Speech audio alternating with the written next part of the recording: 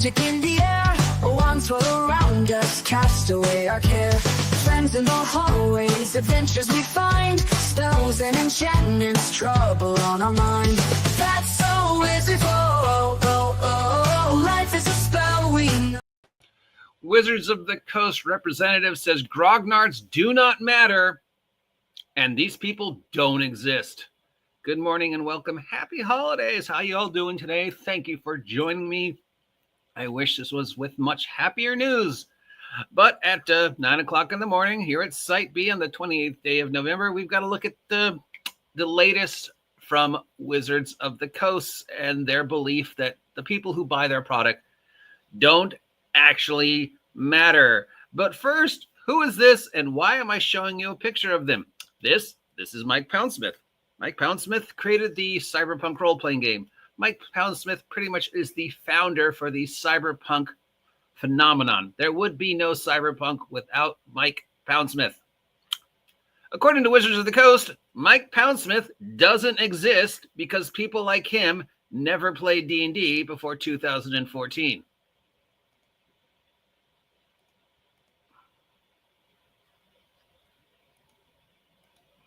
This is Janelle Jaquez. Janelle Jaquez created the idea of the Mega Dungeon. She is one of the most influential members of the tabletop role-playing game royalty. She's also an icon in the, trans community, gay community, LGBTQ community, a wonderful human being who left us all too soon. Creator of Dark Tower, creator of Caverns of Theseus, one of the most influential women in the history of the tabletop role-playing game community, doesn't exist. Doesn't exist because remember, according to Wizards of the Coast, before 2014, girls were not allowed to play D&D, especially LGBTQ members were not allowed to play D&D. So I'm sorry, Janelle, despite everything you've contributed to the hobby, you, in fact, don't exist.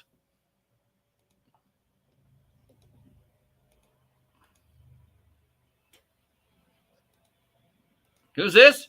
This is Joe Mangiolio.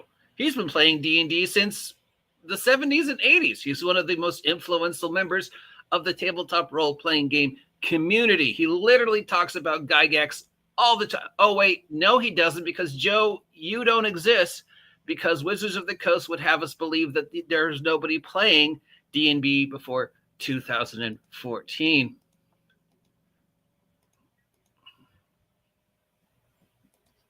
And who's this? Who's this old guy? Oh, he looks like a Grognard. He looks like somebody who's been playing D&D a very long time. Look at him in front of this Starfinders production. This is Jason Tondro. Who's Jason Tondro? Well, apparently he doesn't exist because he's a Grognard. He's been playing D&D for a very, very long time, but Grognards don't matter according to Wizards of the Coast. So you don't exist, Jason Tondro. Sorry. Except, of course, we have this.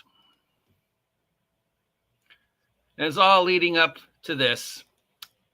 One of those people who claims that Grognards don't matter, that people like Mike Poundsmith don't exist, that nobody was playing D&D before 2014 because D&D was a racist, sexist, homophobic, misogynistic hobby, and Gary Gygax was one of the worst human beings to ever crawl out of the cesspit of humanity, is in fact Jason Tondro, the guy who wrote the supposed D&D historian who wrote the history of D&D book at the beginning of this year that is getting so much negative press, that led to article after article after article, that led to meme after meme after meme, that led to this week beginning with the comment from Elon Musk. It all rolls back to Jason Tondro, who said, when asked about the responses that he was getting from his false history and his false perception of Gary Gygax, what do you think about this? Do you think when you wrote this, did you think you would get any blowbacks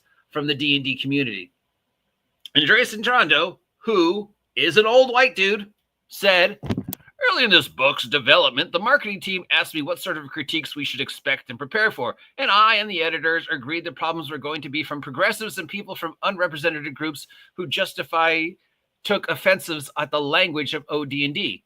I didn't write the preface until late, and I wrote it to address these concerns. It never occurred to me that I'd rouse the ire of the Grognards. It's obvious now that I look back on it, but I just don't take these critiques seriously even now. I consider those people not worth listening to, so I didn't anticipate the outrage.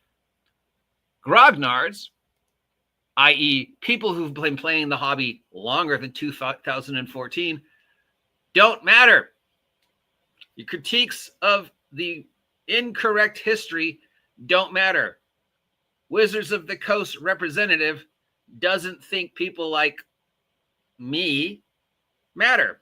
Wizards of the Coast representative doesn't think people like Janelle Jaquez matter. Wizards of the Coast representative doesn't think people like Mike Poundsmith, Steve Jackson, Lloyd Blankenship, Goodman Games, Free League, Ben Riggs, Blanco, pretty much anybody who doesn't work for Wizards of the Coast right now, including previous Wizards of the Coast employees, do not matter. And certainly the hundreds and thousands of dollars that people like me spend on gaming every year doesn't matter. Why? Well, because our target audience is 20-year-olds. And 20-year-olds have a lot of available income. So they're the people who are going to come into the stores and spend hundreds of dollars on the gaming product. And we know that 16-year-old kids have enough disposable income that they can afford the monthly fee to have D&D Beyond and run the monthly fee for the VTT and all the money that they're going to need to pour into their computer every month to keep the digital aspect of the future of Dungeons and Dragons live and active. Well, that's a bunch of 12-year-olds, right? Because who else on this planet has the kind of disposable income you need to buy an $80 player's handbook besides 11-year-olds, right? Grognards don't matter. People like me, we don't spend any money on gaming. We certainly haven't kept the hobby alive for 50 years. We certainly don't create all the product. We certainly don't give the 7-year-olds in our lives the money they need to buy the $300 book and keep that computer running. Grognards don't matter. By the way, Jason Tondro, have you looked at yourself in the mirror? You are not an 11-year-old boy. You're a Grognard, sir. Even though you've only been playing by your own admission for the past 8 years, you are the most well-respected historian in tabletop role-playing game history. You know more about what happened in the early days of D&D than people who were actually there, because at no point in time have you bothered to speak to anybody. Meanwhile, you know, all the people who were there, who still are around, who are still with us, thank you. People like Lamb, Cooks, not Chris Cooks, but the other Cooks, Rob, all the people who were still alive, plus, Gygax's daughter, Gygax's kids, despite what they say, but you didn't bother to interview any of them. You didn't bother to actually look at the stuff that was being said. You just simply created this false narrative of what a horrible human being Gary Gygax was, based solely upon taking something Gygax said out of context and building up a false mythology around one little article that Gygax said out of context when he was being facetious in response to people giving him crap. Your whole mythology is based upon a lie. And you, who is an old dude, is now saying that old dudes don't matter. And Wizards of the Coast, of course, is saying old dudes don't matter because old dudes, like Mike Poundsmith, don't create anything in the tabletop role-playing game community. Old dudes like Janelle Jaquez don't play D&D anymore because it's only a game for young folks. And certainly old dudes like Joe Mangiolio do not spend any money on tabletop role-playing game products anymore. So they're not worth our time. So they're not worth listening to. Who was worth listening to? The few people on Earth who actually believe the mythology that you were creating about Gary Gygax. The few people on the Earth who actually believe the false narrative presented in your product, Jason. The few people who actually don't count the fact that you didn't actually interview anybody who was there. Well, they're the ones that matter, but certainly old white dudes do not matter because we don't spend money on tabletop role-playing games.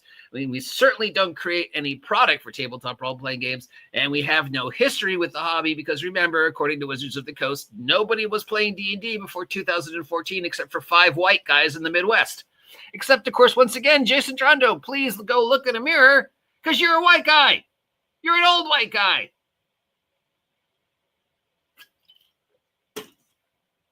You, sir, are a Grognard. And yet you're saying you don't matter because we're not worth listening to. And you didn't anticipate our outrage. You didn't anticipate our outrage.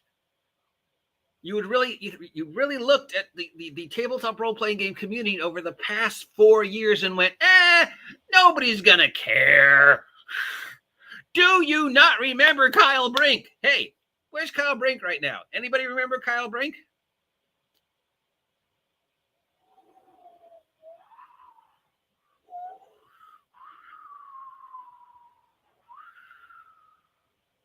Yeah.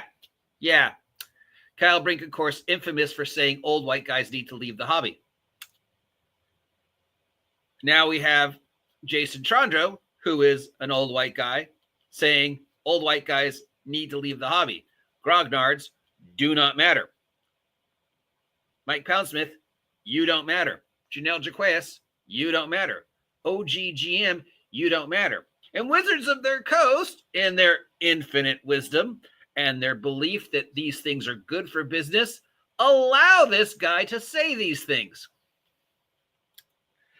Anybody remember what happened to Kyle Brink after he made his stupid comment last year?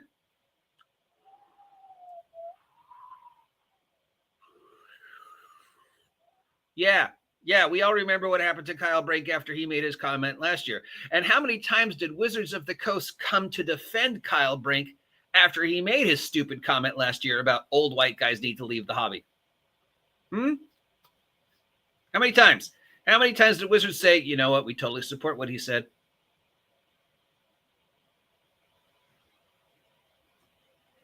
Nope, Wizards of the Coast threw him on the bus. Hey, everybody remember Mackenzie Deoms and that amazing book she created? You know, the only autistic person to ever play D&D, and the woman who claims she invented the deck of many things.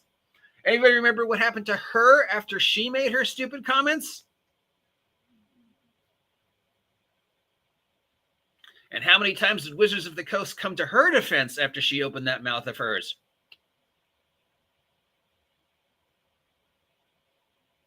And where is Mackenzie now? So, once again, Wizards of the Coast, in their infinite wisdom, has allowed a representative of their company to say something unbelievably stupid and bad for business. Now, will Wizards of the Coast say, we totally agree with him? Will Wizards of the Coast say, we have nothing to do with him? Or Wizards of the Coast do what they've been doing so far with individuals who've made themselves social pariahs and say nothing and just go, here, Jason, here's your rope. Now, you would think Wizards of the Coast employs somebody whose job it is to make sure their representatives don't say stupid shit like this that can come back and kick them in the ass. You would think they would have somebody whose job that was. If you're a company that is trading in the public and is in the public eye, you should have at least one person in your employ whose job it is to make sure your representatives don't do things that will cost you money. Well, Wizards of the Coast, what happened to the person whose job that was? Oh, you fired them. You fired them, and when you fired 1,001 more other employees who are actually doing work. And then you continued to fire employees just recently, under 900, who are actually doing work. Instead, who still works for you? Jason Tondro. Where is Jason Tondro going to be a year from now after this announcement of his that old guys like me don't matter, aren't worth listening to because we don't spend any money on the hobby?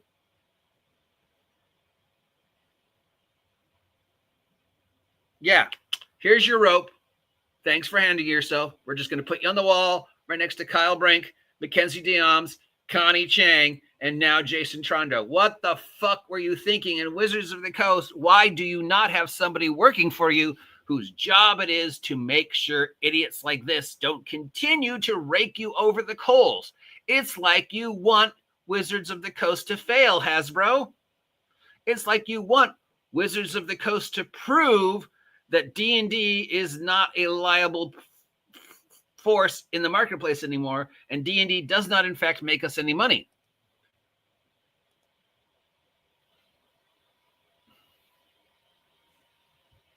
Yeah, just like they canned Kyle. No, they'll just let him flap in the breeze.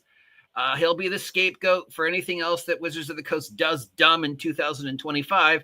And sometime in mid and late 2025, we'll see an announcement that he's leaving Wizards of the Coast to pursue other matters. Just like Kyle. And Connie Chang. And probably Mackenzie. Yeah, I mean, he's doomed. But Wizards of the Coast will use him as a stalking horse. So any future negative comments we have for Wizards of the Coast between now and the name of the year will all be around him. So it's almost like Hasbro plans this. It's almost like Hasbro wants Wizards of the Coast to fail. It's like almost like Hasbro is trying to continue to perpetuate something that they told us that they were going to do in 2020, and what they've really been trying to do to the D&D since 4th edition. Because according to Hasbro, Dungeons & Dragons doesn't make them any money. The game, Dungeons & Dragons, the brand, that makes them money. But Dungeons & Dragons, the tabletop role-playing game, doesn't make them the money. And why doesn't Dungeons & Dragons, the role-playing game, make them any money anymore? Because old guys like me are not worth listening to. Again, Jason Trondo, look in the mirror. You're an old guy. So you are saying, basically, you are not worth listening to. You, who wrote this horrible, horrible smear piece about Gygax, which is completely, categorically untrue, has been proven multiple times, including over the last week alone, by people who were there when Gygax was writing, creating the hobby, that this false narrative is not true. Now, I don't want to say Gygax was some fucking saint who's more important to the history of the world than Abraham Lincoln or Rosa Parks and deserves a statue taller than the Statue of Liberty, because that's bullshit. I mean, Gygax was a guy. He wrote a thing. That thing became really, really popular. He stole a lot of ideas from a lot of other people, and then he, self-destructed and faded away, and we built this myth around him for creating D&D. But at the end of the day, Gygax was a dude. He poops like everybody else. He's nobody really that amazing. He did one thing that created an industry. So God love him for creating D&D. But on the other hand, he's just a dude, right? He's just a guy. D&D is just a thing. But yeah, old guys like Grognards, like Gygax, aren't worth listening to. The future of D&D is not going to make you money unless we branch out from tabletop role-playing game into brand new areas to acquire more money. And what's the best way to open the door to brand new areas and acquire more money? Continue to piss off your customer base. Who has got available money to spend on a $100 player's handbook? An 11-year-old kid or a 50-year-old who, has worked, has money, can justify spending that much money on a product? 11-year-old, 50-year-old. Who's created a more tabletop role-playing game product? An 11-year-old, Mike Poundsmith. An 11-year-old, Janelle Jaquez. An 11-year-old, Margaret Weiss. But this is what we've come to expect. This is what Wizards of the Coast has made their flag that they're going to stand on, that they're going to continue to perpetuate this bad news because Wizards of the Coast seems to want to fail. But in their defense, look at all the free press we've given them this week alone. We're talking about them. We're doing what they want. We're giving them attention. And according to Wizards of the Coast, any attention is good attention. Because for every 100 person that is saying this is stupid bullshit, there's 10 people who are going, well, is it? And for every 10 people who are going, well, well, is it? There's one guy going, that is 100% correct, and I'm going to run out a bunch of 5e people, and I'm going to make 100 videos how the OSR and the Bro SR and all these old school players are awful. And that's what Wizards is counting on. Wizards is counting on that one guy, that one voice, because if we can get one guy, then we can get 10 guys. If we can get 10 guys, we can get 100 guys. If we can get 100 guys, we can get 1 million guys out there perpetuating this false myth and making video after video after video about how the old people are awful. Old guys like me weren't allowed to play. Janelle Jaquias weren't allowed to play. But look how progressive we are now. We let these people play. Mike Poundsmith, you can play D&D now, but you sure as hell didn't play D&D before 2014, and you sure as hell didn't create one of the most influential tabletop role-playing games in the history of the hobby, Cyberpunk. No, you did not exist. Janelle Jaquias didn't exist. OGGM, you didn't exist. But that's what they want. As long as there's that one voice making 3 to 4 videos a day telling you how awful the OSR is, how awful the old school is, how awful the people who played D&D before 2014 were, that's a win for Wizards of the Coast. That's what they want. They're going to allow Jason Tondro to be the stalking horse, to be their scapegoat, to be the source for all the negative attention. And while we're looking at him, they're going to do something else that's equally, if not worse, but we won't pay attention. We've seen this happen time and time and time and time again. And by responding, OGGM, you're doing exactly what they want, so you should probably stop, because that's what Wizards wants. That's what Wizards is counting on. That's Hasbro's plan, and has been Hasbro's plan since 4th edition. That's so. Have a happy Thanksgiving. Please, everybody, stay safe. Wizards!